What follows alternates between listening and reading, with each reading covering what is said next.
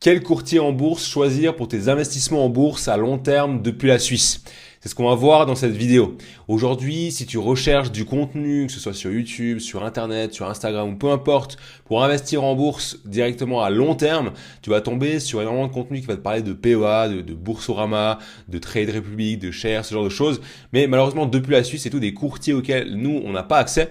Et dans cette vidéo, je vais vraiment te révéler les différents courtiers auxquels on a accès en Suisse, les 5 critères pour justement comparer ces différents courtiers les uns avec les autres et du coup t'effectuer un tableau de comparaison de sorte à ce qu'à la fin de la vidéo tu aies vraiment les différents courtiers auxquels tu as accès et surtout celui que tu dois sélectionner et sur lequel tu dois ouvrir un compte pour du coup investir directement en bourse à long terme.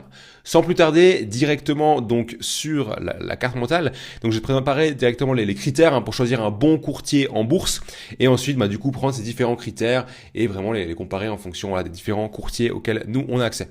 Donc on va voir de différentes choses, donc la disponibilité, tu verras que pour chaque élément, la disponibilité, l'accessibilité, sécurité, fiabilité, frais, etc.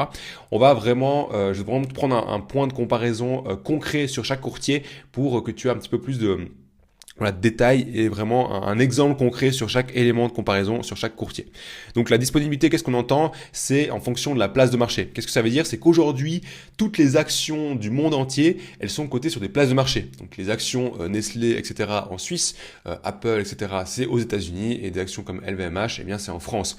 Donc en fait, là, le marché, le courtier auquel tu vas choisir d'investir tes francs en bourse, eh bien il faut que tu regardes où est-ce qu'il te donne la possibilité d'investir. Donc vraiment que tu aies en fait les places de marché sur lesquelles tu souhaites investir, donc les actions que tu souhaites posséder en portefeuille ou les ETF, ça va aussi, c'est très similaire, que je te parle d'actions ou d'ETF, c'est exactement la même chose. Eh bien finalement que tu aies vraiment accès à toutes les places de marché. Je te montrerai un exemple avec une entreprise qui est en Asie, qu'on a au sein du portefeuille. Eh bien tu verras qu'en fait si tu sélectionnes certains courtiers, tu pourras pas sélectionner des opportunités comme celle-ci et ça peut un petit peu te bloquer. L'accessibilité, ici l'accessibilité, qu'est-ce qu'on entend? Et je te montrerai vraiment de nouveau avec l'exemple, c'est en gros les fractions d'actions. Aujourd'hui, tu as certains prix sur certaines actions et les courtiers te permettent d'acheter 0,5 actions, 0,5 ETF du coup d'un ETF que tu pourrais sélectionner. Et simplement, si le courtier auquel tu choisis d'accéder finalement ne te permet pas d'avoir ces accès à ces fractions d'actions, eh bien tu vas être restreint avec ton budget mensuel et tu n'auras pas le champ des possibles finalement pour investir dans ce que tu as envie d'investir en bourse. La sécurité, donc là, tout simplement, c'est vraiment, et je te montrerai vraiment sur le côté de liquidité, donc l'argent liquide, donc les dollars que tu gardes sur ton compte, les francs, les euros, peu importe, qui soient garantis par le courtier, que peu importe s'il se passe une faillite ou autre, eh bien ce montant te soit au moins garanti, et surtout que les actions que tu détiennes ou les parts d'ETF, eh bien qu'ils t'appartiennent réellement, que tu sois vraiment propriétaire. Tu verras que si un jour tu dois changer de courtier, et tu dois vraiment transférer du coup tes actifs, donc les actions que tu possèdes du courtier A au courtier B et que tu ne possèdes pas réellement en fait les actions, tu n'es pas réellement propriétaire, eh bien tout simplement tu ne pourras pas transférer directement ces actions. Et également la fiabilité, donc ici je te montrerai vraiment avec un exemple, mais en gros c'est un petit peu l'ancienneté du courtier, ce qu'il a déjà un petit peu fait ses preuves, et le côté évidemment du coup des frais, parce que quand même ce qui nous intéresse le plus, c'est finalement, ça va nous coûter de l'argent d'investir en termes de frais de conversion, en termes de frais j'allais dire de frais de change, mais c'est exactement la même chose que les frais de conversion, mais les frais de passage d'ordre, d'achat et de revente, et en gros finalement, quel courtier va nous offrir du coup la possibilité d'investir à long terme pour le meilleur marché? C'est un petit peu la question. Donc si je te prends du coup sans plus attendre les 5 courtiers auxquels on a accès en Suisse, on va avoir Interactive Broker, Swissquote, DeGiro, You et Neon. Tu verras que durant le comparatif, je te mettrai vraiment je te mettrai un petit peu un point de vigilance, mais en gros, You aujourd'hui appartient à Swissquote, donc il y a certains éléments où finalement Swissquote coche les cases, You ne les coche pas réellement, mais indirectement oui, puisque du coup c'est la même entreprise. Donc aujourd'hui, pour le côté de la disponibilité, donc des différents courtiers, tu vois que je t'ai mis vraiment un tableau dans ce sens et à chaque fois tu as donc le courtier qu'on va analyser, donc Interactive Broker, Swissquote, DeGiro, Neon, You, et le critère qu'on va regarder, donc du coup la disponibilité. Là c'est vraiment de voir sur l'ensemble du marché mondial, est-ce que finalement le courtier va te permettre d'accéder à toutes les places de marché. Et aujourd'hui, si tu veux vraiment investir à travers le monde en bourse, eh bien tu as uniquement Interactive Broker et Swissquote qui vont te permettre d'avoir accès à toutes les places de marché, que ce soit dans les pays émergents, en Asie, en Europe, États-Unis. Alors ça va être évident, tous les courtiers vont te permettre d'avoir accès à ce type de place de marché. Ici, je te mets juste une nuance. Tu vois que c'est donc un point vert donc pour Interactive Brokers et Swissquote, mais un point un petit peu, donc un panneau attention. Donc finalement, c'est un élément de vigilance. C'est pas un red flag, donc vraiment un élément qui est éliminatoire, mais c'est plus un point de vigilance dans le sens si aujourd'hui c'est pas une priorité pour toi de pouvoir avoir accès à l'entièreté du marché mondial finalement, eh bien finalement ces ETF, excuse-moi, ces brokers vont te permettre quand même d'investir. Et ce que je voulais te montrer ici, c'est alors une action qu'on a au sein du portefeuille de l'Odyssée. Alors j'ai caché volontairement hein, le nom de l'action. Pourquoi? Parce que simplement, du coup, le portefeuille est uniquement accessible aux membres de l'accompagnement. Mais c'est une entreprise qui est donc japonaise, donc qui est en Asie. Et en gros, si on la prend, tu vois, en comparaison sur les 10 dernières années, donc il y a un petit peu plus de 10 ans, par rapport au S&P 500, donc en termes de performance, eh bien, on a une entreprise qui explose littéralement le S&P 500, tout simplement en termes de performance. Et alors je vais pas te dévoiler le nom de l'entreprise ni le nom du produit qu'elle vend. Aujourd'hui, je pense que tu connais très certainement l'entreprise, ou du moins si tu la connais pas, tu connais en tout cas les produits, services qu'elle vendent. C'est juste pour te dire que du coup, c'est pas une entreprise, une petite capitalisation en fin fond de l'Asie, du Japon, voilà, que tu n'as jamais entendu parler, qui est très à risque, et c'est un business en plus extrêmement simple à comprendre.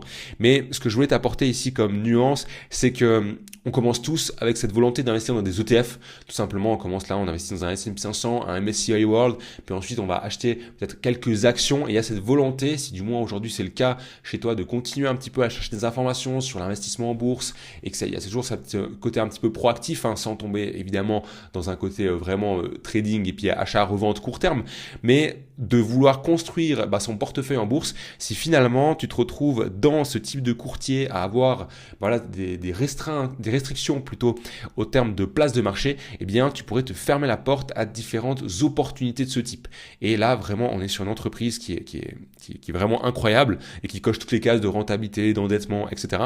Mais surtout qui est hors finalement Europe et États-Unis. Et si tu n'as pas sélectionné du coup un courtier qui te permet d'avoir accès à ce type d'entreprise, eh bien simplement tu passes à côté un petit peu de ce type d'opportunité. Aujourd'hui, en termes d'accès, donc si je te remontre du coup les différents courtiers, donc tu as Interactive Brokers et Swissquote qui vont vraiment te donner la possibilité, et également You, j'ai juste pas mentionné, mais également You qui va te permettre d'acheter des fractions d'actions. Donc aujourd'hui, il y a uniquement Degiro et Néon qui vont te restreindre et tu vas être obligé d'acheter une action entière lorsque tu achètes des actions en bourse via leur plateforme. Et ici, je te mets deux exemples concrets avec des entreprises que tu connais et dont tu consommes très certainement les produits. C'est Booking qui vaut aujourd'hui, alors au moment où j'ai fait la capture d'écran, 5 471 $ et du coup Coca-Cola qui vaut du coup au moment où j'ai fait la capture d'écran 67,64 $. Et en réalité, si aujourd'hui tu veux du coup investir, mais avec des entreprises avec des brokers comme Degiro ou Néon et que à la fin du mois tu as 100, 200 francs par mois à investir, eh bien tout simplement tu ne pourrais pas investir sur ce type d'entreprise. Pourquoi? Parce que tu vas devoir épargner durant un petit moment, si ça coûte 100 ou 200 francs par mois, avant de pouvoir te permettre d'acheter ne serait-ce qu'une seule action. Alors que si tu peux acheter dès le début 0,284 actions, donc des fractions d'actions de l'entreprise, eh bien avec ton budget, tu vas pouvoir acheter n'importe quelle action. Et si on regarde aujourd'hui du coup les performances ou les niveaux de rentabilité, de croissance de par exemple Booking en comparaison avec Coca-Cola, alors c'est pas exactement la même typologie d'entreprise, c'est pas un vrai comparatif, mais l'entreprise ici Booking est un meilleur investissement du coup que Coca-Cola sur les dernières années. Et malheureusement, en fonction du courtier auquel tu as sélectionné, eh bien ce type d'entreprise ne pourrait pas finalement tu pourrais pas investir là-dessus. Et c'est exactement le même principe avec des ETF, Donc je t'ai pas fait de capture d'écran, mais si aujourd'hui du coup tu as des ETF, MSCI World, S&P 500 ou peu importe avec des prix qui sont au-delà de ton budget mensuel et que tu n'as pas la possibilité d'acheter des fractions de parts d'ETF, eh bien tu es aussi restreint finalement dans les possibilités que tu as d'investissement à la fin du mois. Troisième du coup critère de comparaison pour nos courtiers, ça va être la sécurité.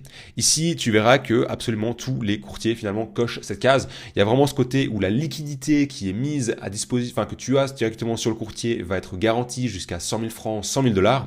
Et également, donc ça c'est le côté liquidité, donc l'argent liquide que tu auras sur ton compte de courtage, mais également les actions, voire ETF, donc parts d'ETF que tu possèdes, eh bien sur n'importe lequel de ces courtiers, tu es réellement propriétaire de l'action, voire de l'ETF. Et ici, je te mets rapidement une petite nuance qui, tu verras, va pouvoir apporter un petit peu de clarté sur le côté fiabilité. Je t'ai mis juste les dates donc depuis quand existent finalement ces courtiers. Donc tu vois, Interactive Brokers, Swissquote, donc ça fait quand même plusieurs décennies, et également donc DeGiro, ça fait quand même un peu moins de 20 ans, et finalement You et Neon sont assez récents. Alors à savoir que du coup You, comme je te l'ai dit, ça appartient à Swissquote, donc finalement indirectement ça existe depuis quand même quelques années. Et ce que je voulais t'apporter un petit peu en termes de sécurité, on va dire supplémentaire, c'est pas vraiment une sécurité supplémentaire, mais c'est plus un gage de confiance, on va dire ça comme ça, c'est que finalement Interactive Brokers et Swissquote sont cotés en bourse, ce qui signifie, donc tu peux littéralement voir en fait leurs chiffres en termes de bilan comptable, de compte de résultats, de flux de trésorerie depuis des décennies. Ils sont ultra transparents, parce que du coup ils sont cotés en bourse, donc ils ont l'obligation de dévoiler leurs chiffres, ce qui fait que pour les deux courtiers ici, tu peux littéralement aller voir leur niveau d'endettement, à quel point ils ont fait du bénéfice cette année, à quel point ils ont augmenté leur chiffre d'affaires, comment ils construisent leur modèle économique, et c'est un gage de confiance supplémentaire, dans le sens où aujourd'hui tu vas investir quelques centaines de francs, puis sur les mois, années à venir, ce sera quelques milliers, dizaines de milliers de francs, voire centaines de milliers de francs, jusqu'aux millions de patrimoine sur les décennies à venir avec les intérêts composés. Donc finalement, le courtier que tu sélectionnes, c'est aussi un partenaire de confiance. Et ce côté ultra transparent qu'offre du coup une entreprise cotée en bourse, eh bien ça vient rajouter un niveau supplémentaire, on va dire, sur ce gage de confiance. Donc c'est juste pour t'apporter un petit peu de clarté. Tous les courtiers aujourd'hui sont sécurisés, du moins sur ceux sur lesquels on a accès depuis la Suisse. Mais aujourd'hui, tu as ce petit level un petit peu en plus, dans le sens où tu sais que si vraiment tu vas aller consulter le flux de trésorerie de ces deux courtiers, eh bien littéralement en 30 secondes sur Internet, depuis n'importe quel site d'analyse, tu as directement accès à leurs chiffres. Et du coup, l'avant-dernier critère, la fiabilité. Donc aujourd'hui, c'est vraiment du coup à quel point les courtiers on va être fiables. Qu'est-ce que j'entends par là? C'est au niveau de l'ancienneté du courtier. Pourquoi? Alors je vais reprendre juste ici du coup les dates depuis quand existent ces courtiers. Eh bien simplement les courtiers les plus anciens, voire même DeGiro qui existe depuis 2008, en fait ont une sorte de preuve de légitimité, dans le sens où ils ont déjà vécu des fortes crises, là où les gens ont retiré beaucoup d'argent de manière massive en une seule fois. Je pense notamment du coup à la crise des subprimes en 2008, où la plupart des investisseurs avaient cette crainte finalement, du coup les marchés se sont effondrés, donc ils ont littéralement vendu leurs actions, leurs ETF, leurs obligations, l'or, enfin peu importe, et ils ont retiré ce cash du coup des plateformes de trading, des plateformes de courtage. Et le fait qu'une entreprise qui existe depuis 1978, 1996, voire du coup comme je te disais You, donc 2021, enfin existe depuis 2021, mais finalement vu que ça appartient à Swissquote, il y a quand même ce degré indirect de sécurité, de fiabilité, mais ça vient juste nous prouver que ces entreprises ont été capables de survivre un petit peu à ces ondes de choc avec ces retraits massifs de liquidités en une seule fois. Et de nouveau ici je t'ai mis des petits panneaux attention, dans le sens c'est juste des points de vigilance, c'est pas des red flags. Ici alors on voit juste pas en petit, mais c'est exactement ce que je te disais, c'est que finalement You du coup appartient à Swissquote, donc de manière indirecte, eh bien finalement ils ont quand même fait leurs preuves. Et voilà, Neon est assez jeune en termes de plateforme de courtage. Et du coup le dernier critère qui nous intéresse le plus, c'est du coup les frais. Finalement qu'est-ce qu'on va payer en termes de frais tout simplement sur ces différentes plateformes. Ici je vais t'expliquer un petit peu les différents courtiers qu'est-ce qu'ils vont payer, et je vais t'apporter une nuance en deux étapes. Premièrement, donc on voit qu'Interactive Brokers aujourd'hui les frais sont vraiment abordables, et c'est vraiment les moins chers du marché, avec également DeGiro. Tu as malheureusement Swissquote qui va te payer des frais qui sont vraiment élevés en termes de frais de droit de garde, de frais de conversion. Enfin, je vais vraiment te montrer les différents tableaux juste après. On va te mettre dans un scénario où tu investis dans des actions ETF aux États-Unis, puis on va te faire un plan comparatif sur vraiment chaque courtier, qu'est-ce que tu vas payer en fonction du coût de la situation. Et ici, Neon et You, de nouveau, c'est juste un point de vigilance. Et pourquoi ce point de vigilance? Parce qu'on va avoir deux éléments. Ici, un élément sur lequel je vais te rendre attentif avant de te parler un petit peu des frais et puis de cet impôt sur le droit de timbre, c'est ce qu'on appelle les spreads. En gros, les spreads, qu'est-ce que c'est? Je vois régulièrement passer des publicités pour des courtiers qui proposent zéro frais. Alors, je parle pas forcément des courtiers ici qu'on vient d'aborder en Suisse, c'est souvent aussi des courtiers des fois français, c'est 0 €, ça arrive aussi 0 francs, etc. Et souvent en fait en termes de publicité ou de marketing, ça fait très joli sur le papier de dire qu'on paye 0 frais pour avoir accès aux places de marché boursiers. Maintenant, il y a toujours un petit peu avec ce type de message, un peu une anguille sous roche, un peu des frais cachés. Et ces frais cachés, qu'est-ce que c'est? Eh bien, c'est exactement ça, c'est le spread. Si je te reprends l'exemple qu'on a vu juste avant avec mes fameuses captures d'écran, si on prend Coca-Cola, donc on voit qu'au moment où j'ai fait la capture d'écran le 12 septembre à 9h40, l'action valait 67,64 $. En réalité, il y a des millions d'actions, des millions de transactions, qui sont passées tous les jours. Ça veut dire que le 12 septembre à 9h40 et 0 secondes, l'action valait effectivement 67,64 $. Mais en revanche, le 12 septembre à 9h40 et 12 secondes ou 17 secondes, eh bien, l'action valait peut-être 67,72 $ ou 67,58 $. Et c'est ces micro-changements de prix, c'est ce qu'on appelle le spread. Pour un courtier, l'objectif, c'est de mettre à profit de son client, donc de nous, en tant qu'investisseurs, le meilleur prix possible. Si on souhaite acheter une action, on souhaite évidemment avoir le prix le plus bas possible. Si on souhaite vendre une action, on souhaite évidemment avoir le prix le plus haut possible pour avoir du coup le meilleur bénéfice.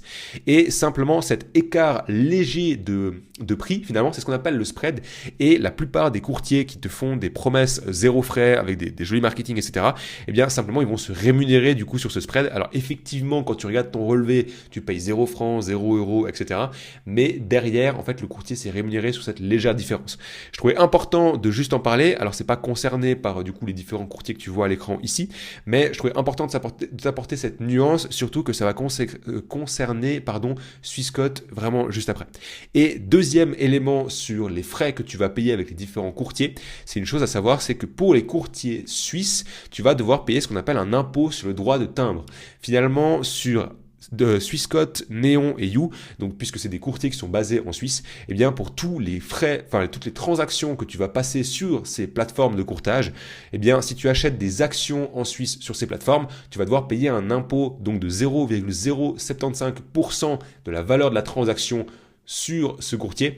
Et si c'est des actions du coup qui sont hors Suisse ou des ETF qui sont domiciliés au-delà de la Suisse, eh bien ce sera 0,15% de la transaction.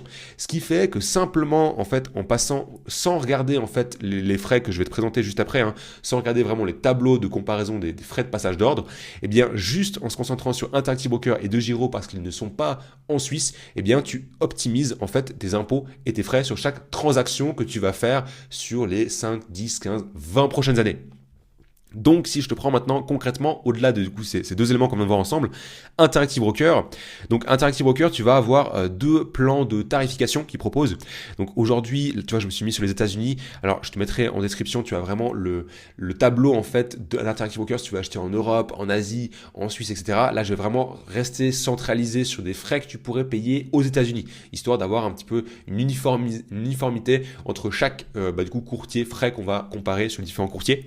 Ici, tu vois que c'est à chaque fois progressif, les frais chez les différents courtiers, soit ça va être par montant de transaction, soit en l'occurrence, là chez Interactive Brokers, ça va être par nombre d'actions achetées.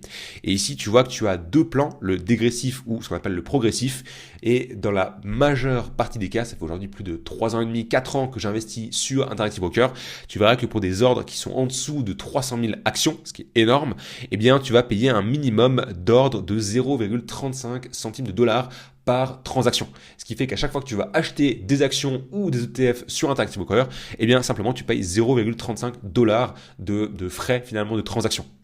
Si on passe du coup à Swissquote, qui est du coup le courtier en Suisse, eh bien simplement donc tu as le même principe, c'est le même tableau. Nous on va se concentrer sur la partie ici Nasdaq.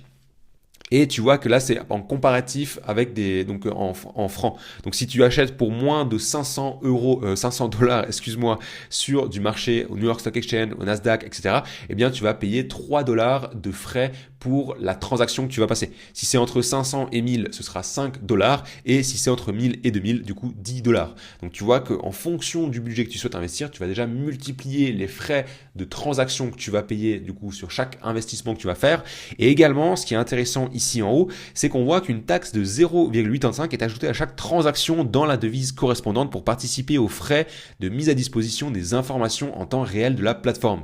Qu'est-ce que c'est que les frais de mise à disposition des informations en temps réel de la plateforme? Eh bien, c'est exactement ce dont on vient de parler, c'est ces fameux spreads. Pourquoi? Parce que finalement, les courtiers que tu vois ici, donc Interactive Brokers, Swissquote, DeGiro, même d'autres courtiers, Trade Republic, etc., eh bien, simplement pour proposer à leurs clients les meilleurs prix possibles pour leur action, ils vont devoir payer en fait de l'information auprès d'Euronext, du New York Stock Exchange, Nasdaq, etc.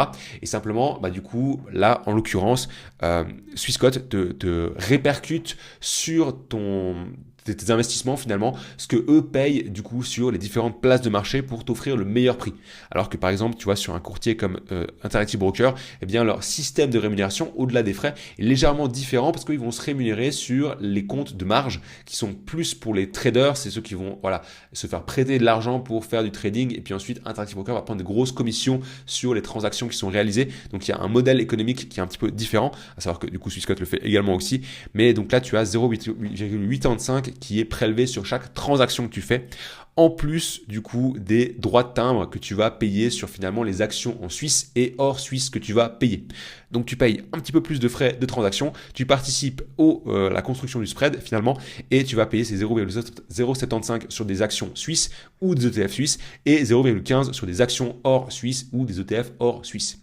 Et si je te prends du coup You, qui du coup appartient également à Swissquote, on l'a vu, et bien finalement, alors je vais pas rester sur la ligne des crypto-monnaies, mais tu as 1% de frais si aujourd'hui ça t'intéresse d'investir via des crypto-monnaies, à savoir que sur Swissquote, sur Interactive Broker, tu as aussi la possibilité d'investir en crypto-monnaies, sauf erreur, il n'y a que DeGiro et Neon qui ne le proposent pas encore. Et aujourd'hui, sur les actions ETF, tu as 0,50% de frais du coup de transaction sur chaque ordre qui va être passé, avec un frais minimum de 1 franc qui peut être soumis à des taxes gouvernementales locales supplémentaires. Qu'est-ce qu'ils entendent par taxes gouvernementales locales supplémentaires? Eh bien, c'est exactement du coup, c'est 0,075 de frais par transaction en Suisse et 0,15 sur des actions hors Suisse. Si on prend maintenant DeGiro, qui est du coup le deuxième courtier qui n'est pas suisse, donc sur lequel tu ne vas pas avoir ces fameux droits de timbre, et qu'on se concentre du coup sur les places de marché aux États-Unis, donc le Nasdaq, le New York Stock Exchange, eh bien tu verras que sur chaque transaction que tu vas passer, tu vas payer alors 1 euro de frais de transaction sur chaque investissement finalement que tu vas faire à la fin du mois avec ton DCA. Et si on reprend du coup Neon, qui est le dernier courtier en Suisse, donc tu vois également que c'est l'équivalent finalement de You, dans le sens où tu vas aussi payer 0,5% du prix d'achat de vente par transaction, et pour les actions internationales, donc là ça va être pour les actions suisses ETF suisses 0,5% de frais, et pour les actions internationales ETF internationales, les frais sont de 1%, et également tu vois un droit de timbre obligatoire en Suisse 0,075 et 0,15 pour les titres étrangers. C'est exactement ce que je te parlais juste ici. Donc simplement, si on fait la conclusion et qu'aujourd'hui tu souhaites investir en bourse à long terme depuis la Suisse, eh bien le meilleur courtier que tu peux sélectionner dès maintenant, eh bien c'est Interactive Broker. Et aujourd'hui, ça fait vraiment plus de 4 ans que j'utilise la plateforme et 4 ans que j'investis sur Interactive Broker. Et pour avoir suivi d'autres formations qui sont également uniquement adaptées à la France, où il n'y a pas forcément de contenu sur la Suisse, eh bien ce courtier revient et intervient vraiment à chaque fois. Il est recommandé partout. Donc si aujourd'hui tu as vraiment un courtier sur lequel tu peux ouvrir un compte pour investir en bourse à long terme, je te recommande vivement du coup Interactive Broker, à savoir que du coup après tu peux utiliser ce tableau de comparatif et le faire comme bon te semble selon ton profil, tes objectifs. Si c'est pas très clair pour toi aujourd'hui ce côté investissement en bourse, comment est-ce que tu peux gérer, bâtir un portefeuille pour être 100% autonome en 1 heure par mois, je te mets en description de la vidéo directement une formation offerte. Tu verras que je vais te montrer exactement la méthode que j'applique pour investir dans mon propre portefeuille, également la méthode qu'appliquent les élèves de l'accompagnement. Tu verras que tu auras la possibilité à la fin de la formation directement de réserver une audit financière. C'est vraiment une sorte d'appel de candidature pour le programme et j'insiste, c'est vraiment une audit financière de tes finances, dans le sens où on va vraiment voir ta situation financière aujourd'hui.